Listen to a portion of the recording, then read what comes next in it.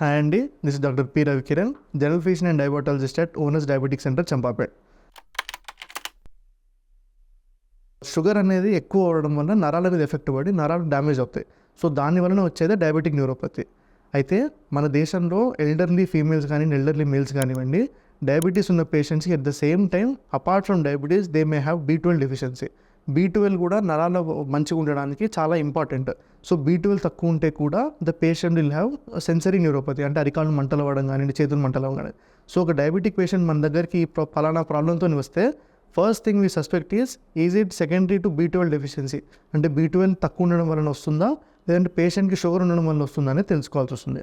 So దానికోసం మనము first B12 కానివ్వండి, ఐరన్ ప్రొఫైల్ లాంటివి కానీ కొన్ని టెస్ట్ చేయాల్సి వస్తుంది. ఒకవేళ B12 కనుక తక్కువ ఉందనుకోండి, అంటే జనరల్గా స్టాండర్డ్ ల్యాబ్స్ ప్రకారం 200 నుంచి 900 వరకు B12 levels are normal values. So 200 దగ్గర ఉందనుకోండి, B12 డెఫిషియన్సీ వల్ల కూడా మనకి అరికాళ్ళు మంటలు వస్తుందని అనుకోవాల్సి వస్తుంది. So initially we will treat for the B12 deficiency. ఒకవేళ B12 డెఫిషియన్సీ ఇచ్చిన తర్వాత కూడా తగ్గలేదనుకోండి, then next we have to see if the sugars are under control. If the sugars are under control, then only we will suspect some other conditions which are rarer forms. అంటే కొన్ని రేర్గా వచ్చి వేరే rare కారణాలు ఉంటే వాటి వల్ల కూడా అవుతుండొచ్చు. సో ఒకవేళ ఈ రెండు కనుక కంట్రోల్ ఉన్నాయి అనుకోండి, probably the 90% of patients will have relief from the sensory neuropathy, అంటే ఆ మంటలు అనేవన్నీ వాటి నుంచి తగ్గుతాయి. ఇప్పుడు B12 డెఫిషియన్సీ ఉందనుకోండి, మనకి ఇంజెక్షన్స్ రూపంలో కానివ్వండి, టాబ్లెట్స్ రూపంలో కానివ్వండి, మనకి మందులు ఉంటాయి.